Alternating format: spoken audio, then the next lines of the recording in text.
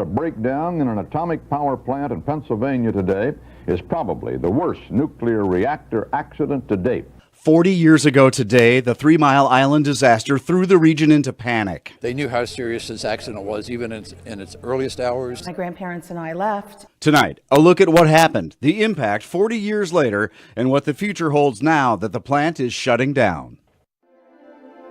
The first glimpse of how serious the accident might be. It all began at 4 a.m., a combination of mechanical failures and human blunders. Vital cooling water was spewing out onto the floor, forcing the core to overheat.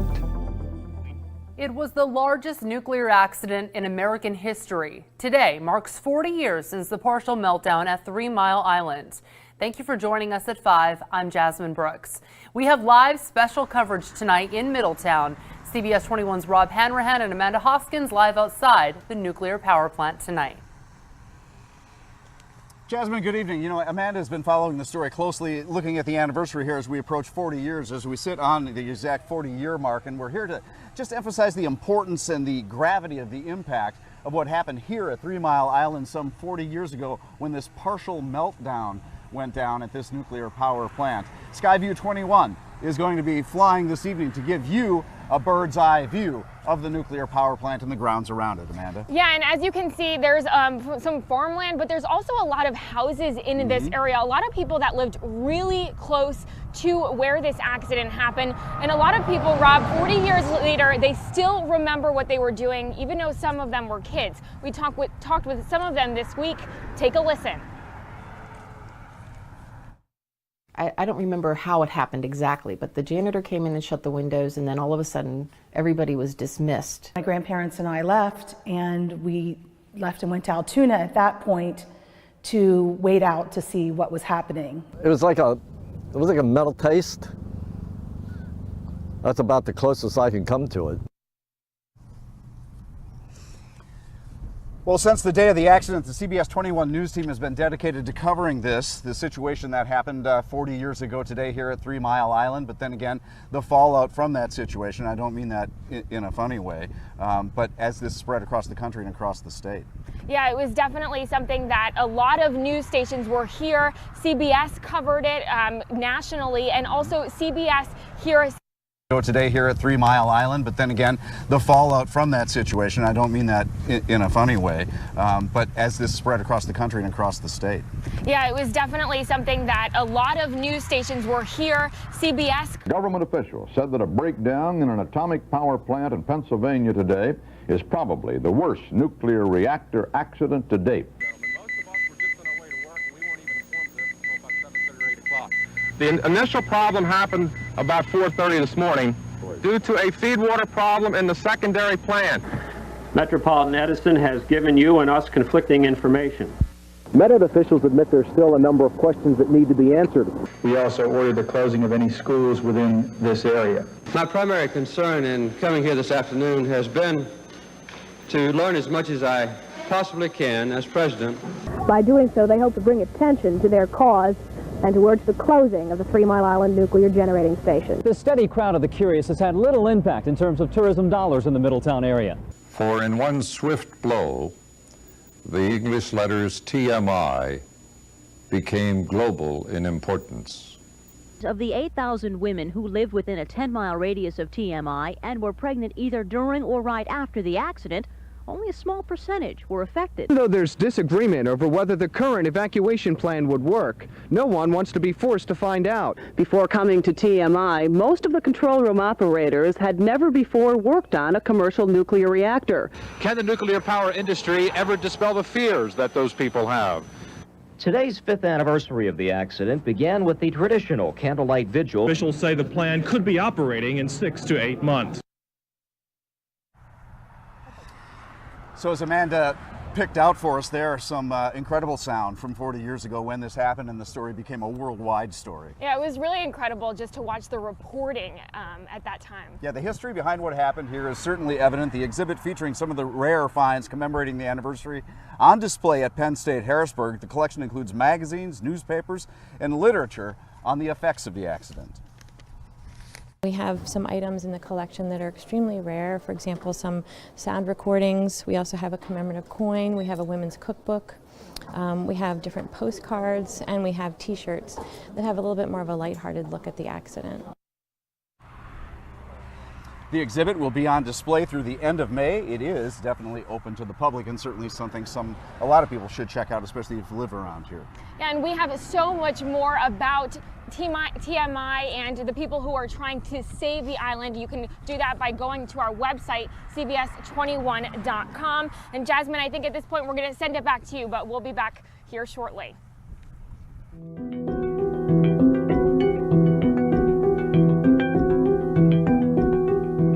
It's death for the man who admitted to raping and killing a 14-year-old girl. A Bucks County jury making the decision earlier today. The Grace Packer case kicked off our Project PA Crisis and Children in Crisis series. And CBS 21's Brian Sheehan has been following it all and was in the courtroom when the verdict was delivered. As Judge Diane Gibbons formally sentenced Jacob Sullivan to death this morning, she looked him in the eye and told him she was more than willing to do so. While jurors passed around tissues and Grace Packer's family wept, Jacob Sullivan showed no emotion as the jury foreman uttered the verdict: death. It took them 12 hours, over 2.5 days, to reach that decision. You see Gracie? Grace's family didn't have anything to say as they left the courthouse.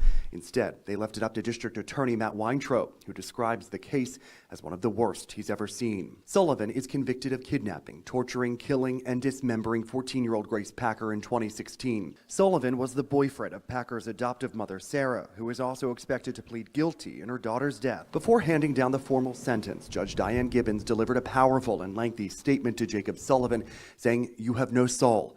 I have never said that to another human being in my life. There are no words for what you are, Mr. Sullivan. There are no words for what you did. You are not human." This is probably my worst case, and I hope to never have one like it, honestly. Detective Cindy Pettinato is credited with being an integral part of the case. She originally took the phone call from Sarah that Grace was missing and sensed something wasn't right. Every case deserves to be treated like this with any child, and that was actually one of Sarah's biggest faults, was that she thought it was not going to be followed up properly, and that's what she believed. Sullivan is granted an automatic appeal as part of his death sentence. Sarah Packer, meanwhile, is expected to be formally sentenced here tomorrow afternoon. At the Bucks County Justice Center in Doylestown, I'm Brian Sheehan, CBS 21 News. We are working to hold the foster care system accountable, and we need your help. Share your stories with our Project PA team by calling the number on your screen, 717-857-3613. New tonight, a local speedway is making major improvements after a crash killed a driver last fall. CBS 21's Michael Gorsinger is live at Baps Motor Speedway with a look at the differences everyone will notice. Michael. Jasmine, out of the three major changes that were done here at Baps Motor Speedway, this gate, well, it's probably the one that people will notice the least. Now, this gate closes off turn one, the very spot where race legend Greg Hodnett was killed last September. It's one of three major changes that will hopefully get the experience and the safety of this track a little bit more up to speed. March means racing is back at Baps Motor Speedway, but this year will look remarkably different. Anybody that wants to come to our speedway, that we work hard for safety, and ultimately we want to give the best experience possible. That experience will be enhanced this year with three major changes since last fall. The track adding new lighting above the grandstands, 900 feet of catch fencing between turns 1 and 4, and a gate on turn 1 to cover the hole where race legend Greg Hodnett lost his life in September. That was a really significant project. Definitely was very close with all the weather and stuff that we had, but ultimately it came out great. Now, these major improvements came with a major price tag. In fact, it cost Baps over $100,000 to get all of these projects done during the winter time. Now, coming up at 6 o'clock, what the fans will notice more than this gate, we'll show you around and show you how it will increase the experience here on the track. Live in York County, Michael Gorsinger, CBS 21 News. Michael, thank you. 6 York County students are out of the hospital after an early morning crash. It happened near Maryland and North Belvedere Avenues in York City. The city school district says the bus was taking students from William Penn High School to Edgar Foss Smith STEAM Academy. And 2 people were hurt after a pickup truck crashes into a home in Lancaster County. Authorities in Raffo Township say a 71-year-old was driving the truck when it veered off the road. A 24-year-old man who was in his living room was trapped. Both were taken to the hospital. Their conditions unknown tonight. All right, and now CBS 21 News first warning weather, where after a couple of gorgeous days, we start to see the clouds start to change things a little bit this afternoon. Still very nice, but you'll notice here on the satellite and radar with me some clouds moving in and some showers, but staying to the west of us for now. So yes, some clouds, but we're dry. Matter of fact, we're very mild too, so staying in the 50s as we move through the evening. So a mild night tonight. Here's your weekend forecast. Let's dive into it. Tomorrow we're mostly cloudy, a few showers around, won't be much rain, 67 as we get into Saturday, mostly cloudy, 70 degrees by Sunday. Showers moving in, windy. That's our cold front, so we get knocked back to reality, back down into the low 50s. What does April hold in store? We'll take a look at that with the 7-day coming up in just minutes. Jasmine, back to you. Combating childhood mental illness right here in Pennsylvania. Local lawmakers say now is the time to make changes. And we are live outside of 3 Mile Island, breaking down the changes 40 years after the biggest nuclear accident in U.S. history. You're watching CBS 21 News at 5.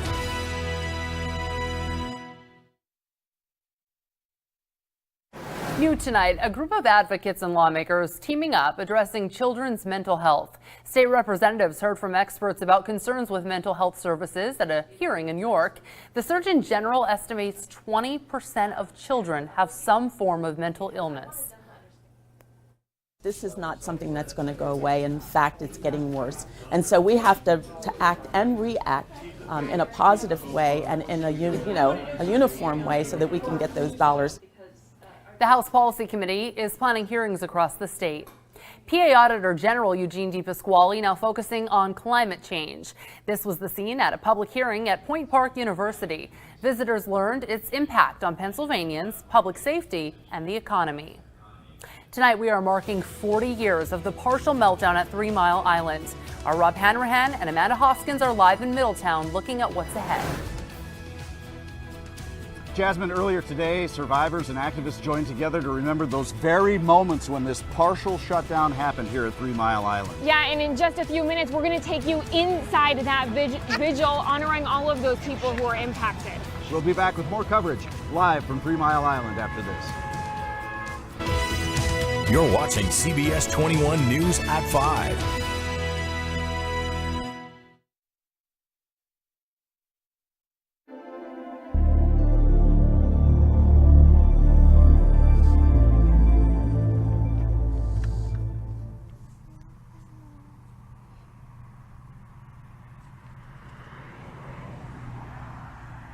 We are marking the 40th anniversary of the partial meltdown at the 3 Mile Island nuclear power plant.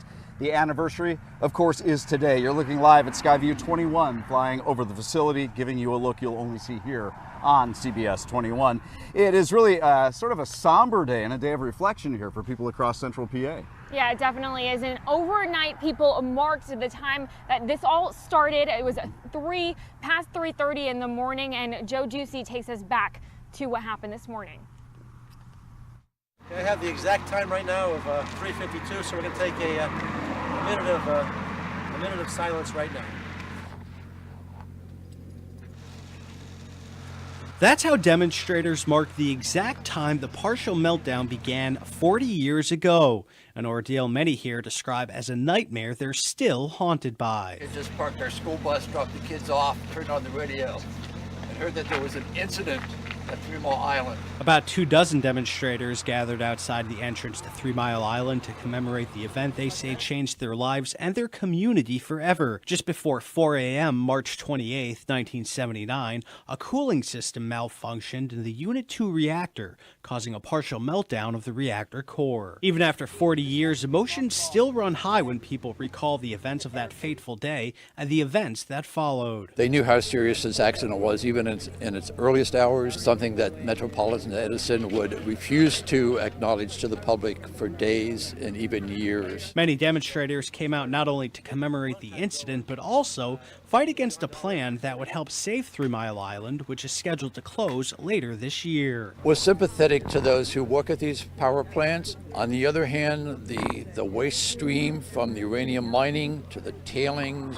to the radioactive material waste that is produced at these plants is something that their best paychecks are not going to be around for the grandchildren, great-grandchildren to live off of. While the future of the now infamous nuclear power plant remains uncertain, some say its troubled past has contributed to long-standing health issues in the community. There is a very high latent cancer cluster in Middletown, Pennsylvania. In Middletown, Joe Ducey, CBS 21 News. All right, Joe, while that demonstration was peaceful, there was one arrest made today at that vigil after the person intentionally crossed onto the plant's property here, which of course we know that's considered an act of civil disobedience. There's a lot of security around every nuclear power plant in the U.S. Yeah, and certainly a lot has changed at these nuclear power plants.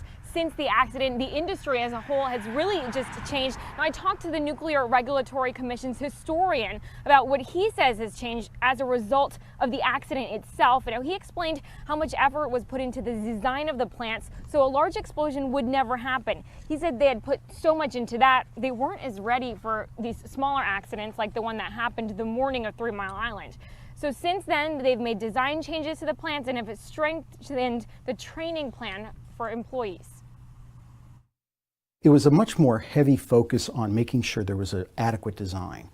It's after 3 Mile Island that we kind of recognized that there's other factors that we had to focus on, in particular these other elements, the human element and other kinds of safety systems. Now, another major change that they learned was about crisis communication, and just looking at all of the video from the news reports, you can tell that that has really was something that they realized needed to be handled better, and they've made a lot of changes to do so. In effect, one would argue that the crisis response time afforded nuclear power plants now in the U.S. is also related to our preparedness for other natural disasters and other emergencies that happen. I mean, the entire agency of the government, the Nuclear Regulatory Agency, everybody falling in line with these plans. I mean, it meant a lot to the people who live around here. Coming up, we're going to continue our live reports here at 3 Mile Island. We're going to speak to Eric Epstein. He, of course, is the chairman of TMI Alert, a group that has been trying to shut down this plant for a long time.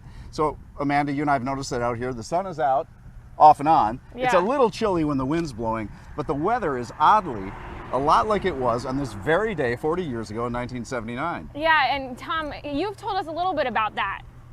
Yeah, guys, very much like, so maybe a little bit more like yesterday in the fact that we were a little bit cooler. Let me show you some of the stats from 40 years ago, guys. We were under mostly clear skies, so very much like yesterday. The high 53, very much like yesterday, the low 25, and perhaps what Rob was pointing out, winds out of the southeast at 10 to 15 miles per hour with a peak wind gust of 17 miles per hour that day. Again, winds coming out of the south and southeast. So they were actually on a warming trend just like we are this week as well. So ironic that we're so close to almost what the conditions were 40 years ago. Here is that southerly breeze coming out of the south at 10 miles per hour, Harrisburg 11 in Sealands Grove. That's a good thing. Southerly breeze, a warmer breeze for us, so that's why we're feeling a bit warmer today.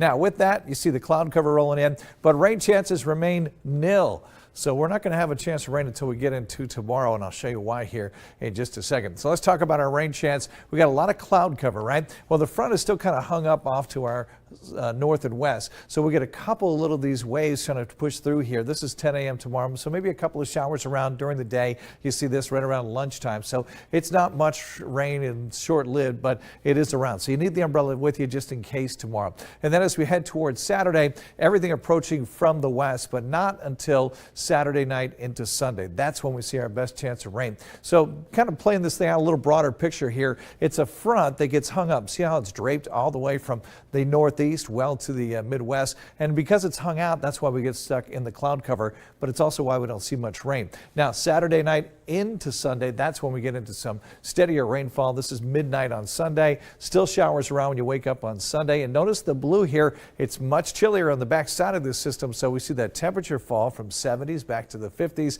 The winds pick up, and the second half of the weekend, not so nice. So increasing clouds, rather mild tonight. Still pretty nice. 46 will be the overnight low, but through the evening hours, we're still in the 50s. Here's your 7-day tomorrow. We're mostly cloudy. A few showers around, but that warming trend still continues. 65.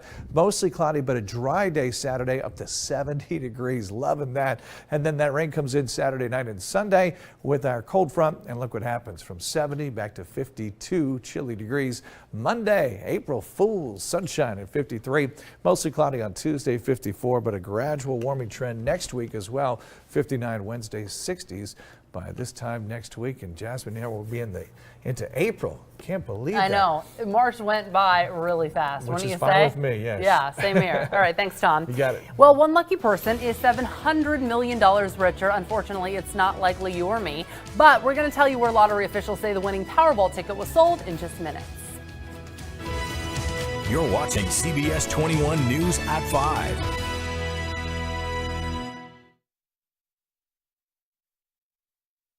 There is one lucky ticket out there worth $760 million, and it was sold in Wisconsin.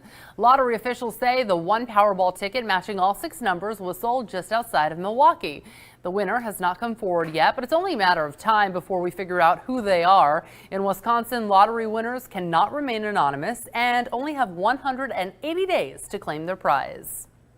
Tonight, we are marking the 40th anniversary of the largest nuclear accident in U.S. history. Coming up, we take you live to 3 Mile Island with a closer look at what's ahead for the nuclear power plant. You're watching CBS 21 News at 5.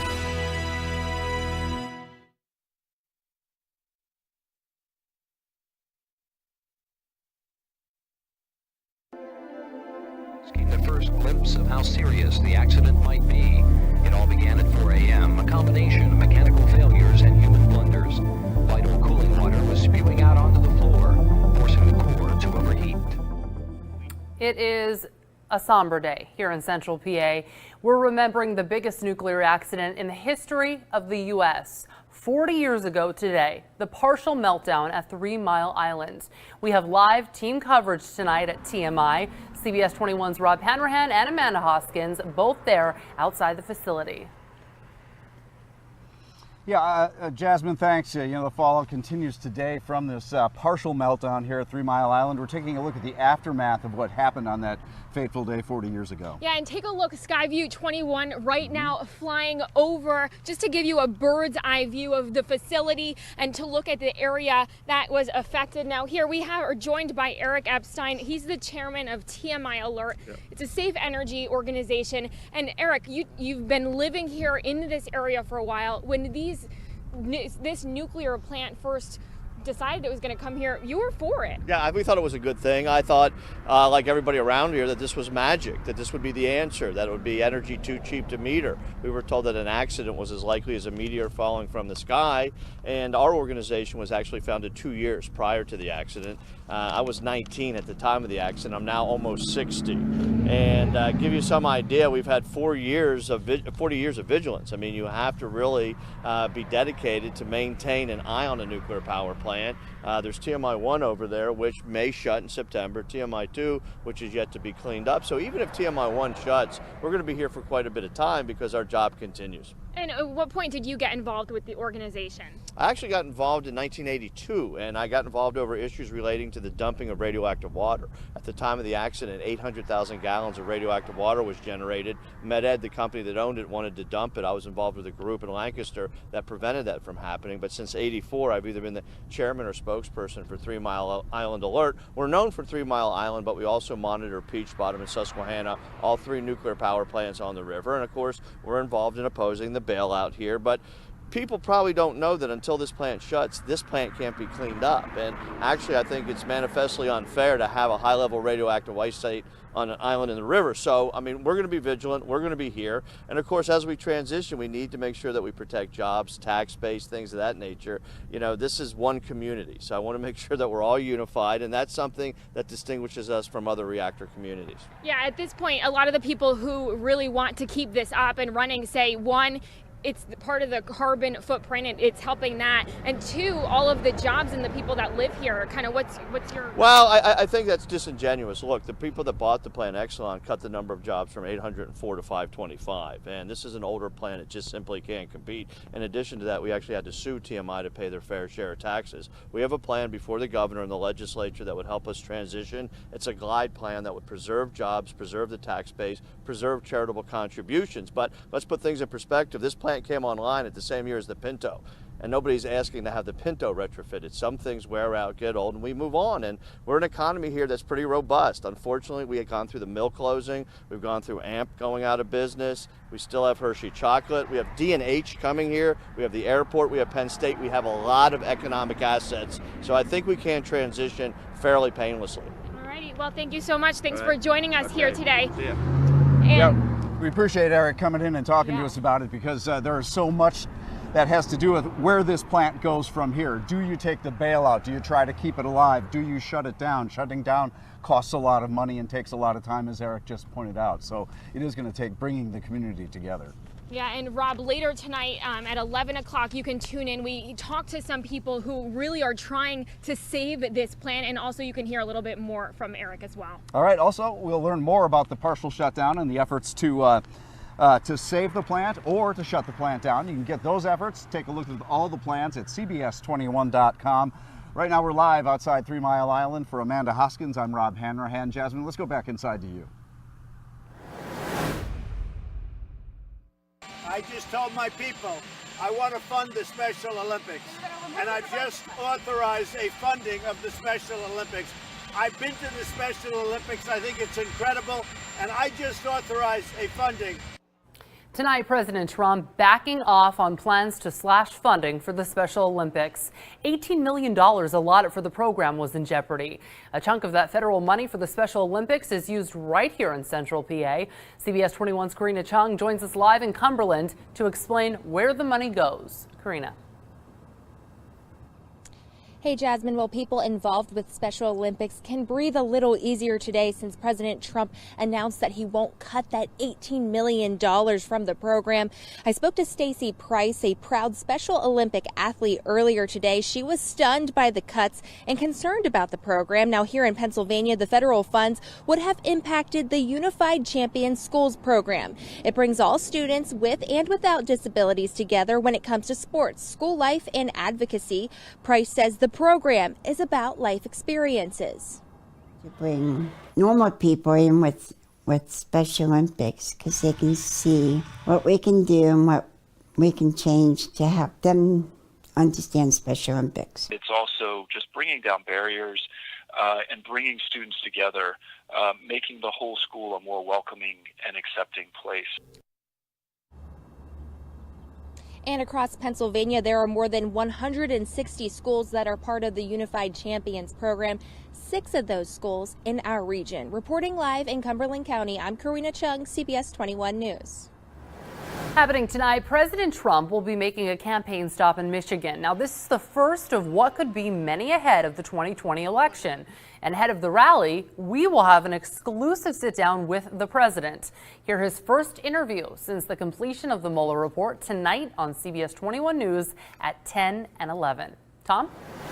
Thanks. Here we go with our pretty nice warm-up that we started to feel today, but we also noticed the cloud cover. So let me start you with the radar and satellite. You'll see the clouds rolling in. There's showers in the western part of the state, but they do not affect us. We just stay on the cloudy side, the very mild side too. So if you want to get out and enjoy tonight, it's a good night because we stay mild to the point where we're in the 50s. Yeah, maybe a light jacket or a sweatshirt, but eventually into the 40s overnight. But even that is much warmer than we've been. All right, let's talk about this warm-up. Tomorrow, a few scattered showers, 65. Saturday is still a cloudy day, but it's dry. 70 ahead of our cold front. Cold front comes through Saturday night when you head off to bed. By Sunday, there's showers. It's windy. It's much chillier. Sunday's high only 52. So big weekend transition is on the way. And tonight, officials across the state are making sure people are ready for the potential of more flooding this spring. According to PEMA, more than 5,000 homes were damaged because of weather-related events last year. State leaders are calling for people to make sure they have flood insurance and are always monitoring storm watches and warnings. You should consider purchasing flood insurance. There are too many Pennsylvanians who have lost everything and didn't have flood insurance to help them rebuild. According to the National Weather Service, 2018 was the wettest year on record in Pennsylvania. Jasmine, back to you. All right, it's opening day in Major League Baseball, and Philadelphia is buzzing with the addition of Bryce Harper. CBS 21's sports director, Joel D. Smith is here with some opening day highlights and the buzz Bryce Harper made before the game even started. Now we know what the D stands for. It was director all these years. Right? All right. Well, he knows how to play the social media game. There he is, Bryce Harper. He has the Philly fanatic and gritty and kind of a pose from Pulp Fiction. And then his former fans in D.C., not in the same spirit. Yeah, they're wearing those jerseys that they've altered a little bit. Not so flattering. A big X through that one over there. Anyway, we'll get to the Phillies in just a moment. But how about that old team? Yeah, D.C., how they fare today. The Nationals hosting opening day against the Mets. Max Scherzer, so good. But the newest Mets player, Robinson Cano, oh, he can still hit. How about that? A solo shot in the first. And with the way the Mets pitcher, Jason DeGrom, pitches, it might be all you need. DeGrom strikes out 10 over 6 innings, no runs. Scherzer, he was awesome as well. Let's get to him. Boom, another strikeout. 12 strikeouts for him over 7 2/3 innings of relief. As for that relief, not so great. Gives up another run, but it didn't matter. The Nationals couldn't score without Harper, and they lose 2-0. As for Harper, right now he's 0 for 3, 2 strikeouts, but who cares? The Phillies got a bunch of boppers in that lineup. Home runs from McCutchen and Herrera. They're up 6-1 right now. If you want to check out the conclusion, our sister station CW15 has that. So it's a big day, this Bryce Harper guy you talk about all the time. He's got lots of money. I don't know how much I talk about him, but here's the thing. Opening day is good news for everybody. You know why? No. It means spring's here. Great weather. All right. Get out there. Enjoy it. You're right. Yeah. Okay. Sounds good. Thanks, Joel D. Coming up, the Mueller report is done, but the fallout from is far from over. Tonight, a top Democrat responding to calls for him to step down. Plus, charges were dropped, and now actor Jussie Smollett is picking up one hefty tab. It's all compliments of Chicago police. Details in minutes. You're watching CBS 21 News at 5:30.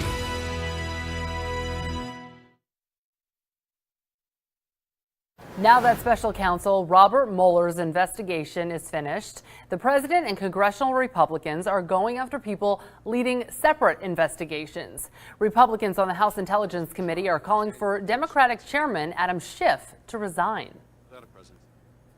The findings of the special counsel conclusively refute your past and present assertions and have exposed you as having abused your position to knowingly promote false information. But I don't think it's okay. I think it's immoral. I think it's unethical. I think it's unpatriotic. And yes, I think it's corrupt and evidence of collusion. 77% of people polled by CBS News say the special counsel's findings on Russia election interference should be released. And in the wake of the Mueller report, the president is now shifting his focus on health care and repealing and replacing Obamacare. Natalie Brand on Capitol Hill tonight, where Republicans are split on the move. President Trump is shifting focus now that the Mueller investigation is over. We are going to be the Republicans, the party of great health care. Earlier this week, the Justice Department filed a court document in support of striking down the Affordable Care Act, President Obama's signature health care law. Democrats credit their health care platform for winning the House in 2018. They say the White House is in for a fight. All would be ended if the president gets his way. We will fight that. We'll fight that in the Congress. We'll fight it in the court. and we'll fight it in the court of public opinion. Some Republicans are also pushing back. Senator Susan Collins says she's firmly opposed to the new court filing. The answer is for the administration to work with Congress and present a plan to replace and fix the law. House Democrats this week introduced a bill to strengthen the Affordable Care Act. So far, Republicans don't have a health care backup plan, but House Minority Leader Kevin McCarthy says he's spoken to the president about getting one. We support pre-existing conditions. We have been very clear about that, and that's a lot of our conversation was about that. We want to find a health care system that actually lowers your premiums. A health care system that gives you a relationship of a patient with a doctor. While this latest debate plays out, health care coverage for tens of millions of Americans could be at risk if the law is struck down. Natalie Brand, CBS News, Capitol Hill. Chicago's mayor says city lawyers are looking into getting Jussie Smollett to repay the money police spent investigating his claims of a hate crime attack. Plus, the president now weighing in, saying the FBI and the Department of Justice will review the, quote, outrageous case. Here's the Chicago mayor's response. Take a listen. Let me be really clear about something. The only reason Jussie Smollett thought he could take advantage of a hoax about a hate crime is for the environment, the toxic environment that Donald Trump created. Prosecutors say they dropped the charges because Smollett did community service and agreed to let the city keep his $10,000 bond. The number of pedestrian-involved crashes is on the rise. What doctors in our area are saying you can do to prevent them, coming up in tonight's Doc Talk. And weather-wise, we're warming things up, but we're also going to have to deal with some showers as well. It's all part of your first warning forecast. Straight ahead. You're watching CBS 21 News at 5:30.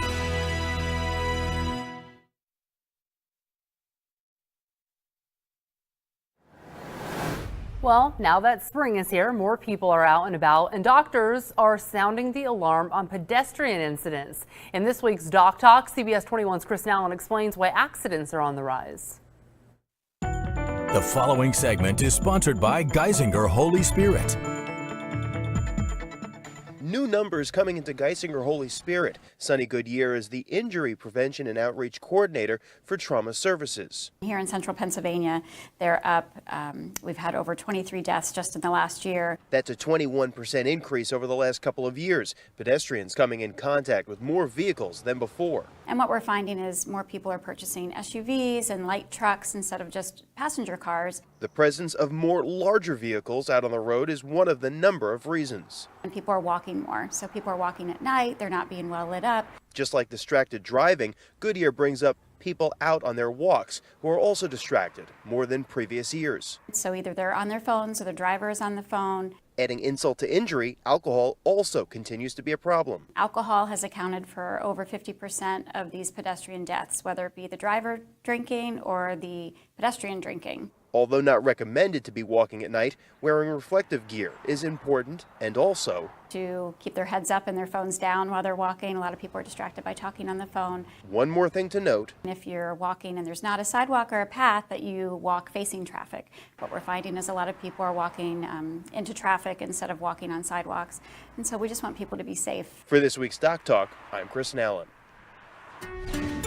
And now, CBS 21 News First Warning Weather with Chief Meteorologist Tom Russell. And this evening would be nice for one of those walks, don't you think? Here's Sky View 21. We're high over Middletown, Dauphin County, looking at some of the beautiful farmland there.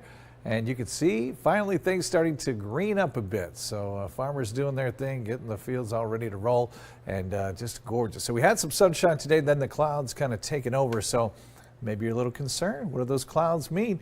Doesn't mean rain, at least in the short term. Let's go ahead and show you what we've got as far as your rain chance. Follow that yellow line. That's your rain chance, and you'll see it correspond to the left-hand side of your screen there. Pretty minimal rain chances, really, even into tomorrow. So we'll have a couple of spotty showers around tomorrow, even on through Saturday. Looks pretty dry, but it's really not until Saturday night into Sunday that we start to get into some heavier rain. I'll show you that in a second. In the meantime, we love the warmth, right? We love the springtime feel, but we we hate this. Starting to feel that high tree pollen. So if you're an allergy sufferer, you've been doing the sniffles because of mainly maple and juniper. Grass is still low, weed pollen still low, but you know, that's about to change. You just saw that picture there from the farm. All right, winds are out of the south at about 10 miles per hour. Isn't it amazing when the breeze is out of the north and northwest, you don't want it. Winds out of the south, we don't mind so much because it helps warm things up. So here's our approaching front. You can see it here. So the first little wave just kind of gets stuck and hung up here, and that's what gives us a chance for a few showers tomorrow. But then this thing hangs out right on through the weekend. So let me walk you through it and you kind of see what I'm talking about here. A lot of cloud cover, but we're dry until late morning tomorrow, maybe around lunchtime. This is 12:30, a couple of showers. So it's not going to be much. They're going to move through pretty quickly, but have the umbrella tomorrow just to be safe. And then the deal is we get a pretty decent break. Friday night, dry. Saturday is dry. But notice what's approaching here as we head towards Saturday and the weekend. The front itself comes here, and that's when we get into our best chance for some steady rain. That'll be Saturday night into Sunday. So it's all part of our warm-up, right? So that warm-up continues tomorrow, mid-60s, 70 by Saturday. But watch what happens as that cold air develops and pushes that out. That's our cold front coming through over the weekend. So pretty big transition Saturday night into Sunday. In the meantime, increasing clouds. We're still rather mild tonight. 46 will eventually be the overnight low, but not bad this evening. Here's your 7-day forecast. We're mostly cloudy tomorrow. A couple of scattered showers around 65. Cloudy but dry on Saturday, 70. As we get into Sunday, yep, that's the big transition from 70 back to 52. When you wake up Sunday, it's raining, it's breezy, it's chilly, and you're like, oh, here we go again. Then we break out of this Monday, sunshine, 53, mostly cloudy on Tuesday in the 50s, and sliding slowly back into the 60s late next week. So Sunday, the end of March, kind of going out like not so much like a lamb at this point. But maybe not a lion, maybe something in between. Right, like an alpaca, something like that. Oh, I love alpacas. Okay. I'm just making it up. Coming up, targeting a brand new audience for the Army. Get this, how they're turning virtual warriors into real-life soldiers. You're watching CBS 21 News at 5:30.